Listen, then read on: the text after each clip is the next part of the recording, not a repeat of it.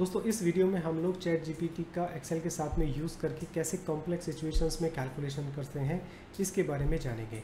मेरे पास में एक डाटा है, मेरा एक फ्रेंड है ट्रांसपोर्टर, उसने एक पर्टिकुलर लॉरी का डाटा मुझे दिया कि इस डेट से इस डेट तक उसका जो भी टोल टैक्स डिडक्ट हुआ था वो सिनेरियो मुझे यहाँ पर दे दिया, उसका डाटा मुझे दे दिया।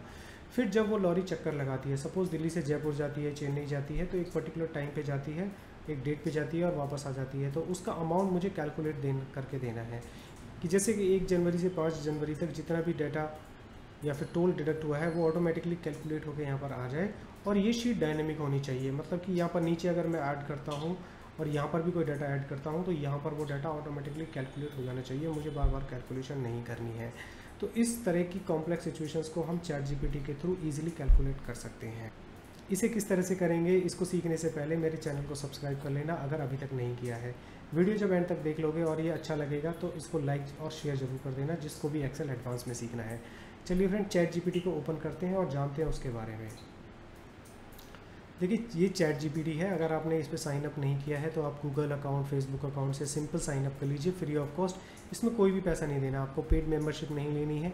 अब चैट जीपीटी है क्या, इसके बारे में बात कर लेते हैं। देखिए ये एक आर्टिफिशियल इंटेलिजेंस है, इसके पीछे क्या प्रोग्रामिंग है उसके बारे में हमें जानने की कोई ज़रूरत नहीं है, ठीक है। ये एक आप ऐसे मान के चलिए कि एक एक्सपर्ट बैठा हुआ है जो हर फील्ड में एक्सपर्ट है।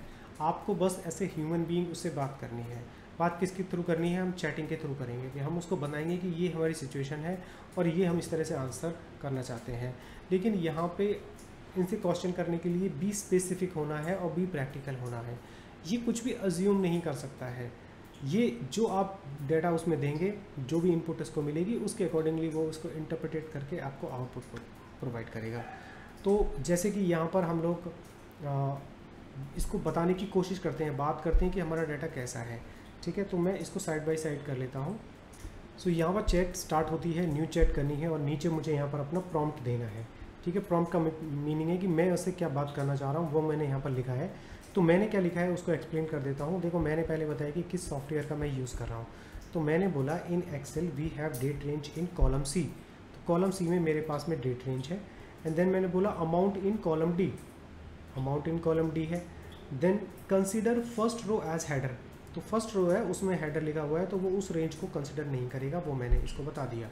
फिर मैंने कहा कि I want to calculate sum of column D, column D का जो मुझे सम है वो चाहिए इन सेल H2, ये H2 है तो यहाँ पर मेरे को सम चाहिए। और मैंने बोला यहाँ पर कंडीशन लगानी है कि where from date given in F2, from date F2 में दिया हुआ है और टू डेट जो मैंने G2 में दिया हुआ है, तो उसके अकॉर्डिंगली वो कैलकुलेट करके दे दे मुझे H2 में। तो इस तरह से मैंने प्रॉम्प्ट लिख दिया। मैंने इसमें बहुत ही बिल्कुल स्पेसिफिक होके लिखा है।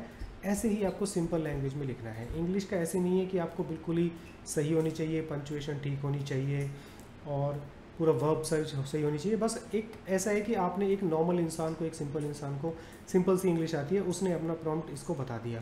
बताने के बाद में आपको इस पर क्लिक करना है या फिर आपको एंटर करना है। फिर ये उस प्रॉम्प्ट को रीड करेगा, उसके अकॉर्डिंगली फंक्शन आपके लिए तैयार करेगा। अब उसने फंक्शन मुझे दे दिया, ठीक है।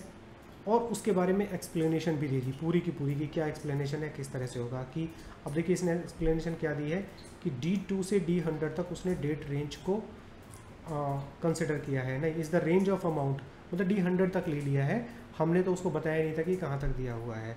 ऐसे ही C2 से C100 तक उसने डेट्स को लिया हुआ है, रेंज को, तो 100 तक लिया हुआ है। हम उस रेंज को बढ़ा सकते हैं मैनुअली। फिर यहाँ पर हमने को उसने एक दे दिया सम इफ करने के लिए, कि ये कंडीशन लगा दी है सम इफ करने के लिए कि F2 से छोटा होना चाहिए और G2 से कम होना चाहिए। अब इसे हम यहाँ पर क्लिक करके कॉपी कर सकते हैं और यहाँ पर जाकर सिंपल पेस्ट करते हैं और एंटर कर देते हैं। तो देखिए कि क्या हमारा डाटा सही आ रहा है। अब मैं क्या करता हूँ, यहाँ से 1 जनवरी से लेके 5 जनवरी तक का डाटा सेलेक्ट करता हूँ और सम देखते हैं 2279 परफेक्ट आ रहा है, ठीक है। अब यहाँ से इसको थोड़ा सा फिक्स कर लेते हैं क्योंकि कुछ नॉलेज तो हमें एक्सेल की होनी ही चाहिए ना। तो इस रेंज को हम लोग क्या करते हैं, F4 प्रेस करके इसको हम कंस्टेंट कर देते हैं, जिससे कि ये बाद में चेंज ना हो।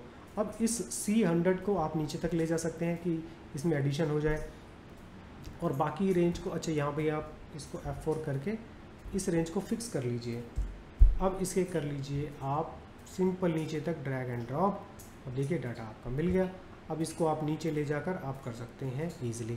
तो ये मैंने सम लगाकर अपने चेकिंग के लिए रख लिया था कि कितना अमाउंट आता है। तो 15,083 यहाँ पर आ रहा है और इन सब का टोटल भी यही आ रहा है। तो इट मीन्स कि ये डाटा बिल्कुल सही है। एक बार और रीचेक कर लेते हैं। 12 से 16 के बीच में 3140 होना चाहिए। 12 से लेके 16 तक के बीच में ये 3140 एकदम परफेक्ट आंसर आ रहा है। तो इस तरह की कॉम्प्लेक्स सिचुएशंस को आप आसानी से चैट जीपीटी की सहायता से निकाल सकते हैं। अगर ये वीडियो अच्छा लगा है तो प्लीज़ लाइक बटन पे हिट कर देना और कमेंट करके बताइए अगर आप किसी पर्टिकुलर सिचुएशन में फंस रहे हैं तो मेरे साथ शेयर कर सकते हैं। मैं अपनी कॉन्टैक्ट डिटेल्स आपके साथ शेयर कर दूँगा। हम लोग कनेक्ट हो सकते हैं और उसको प्रॉब्लम को सॉल्व कर लेंगे। Thank you friend for watching my video. Please come back again.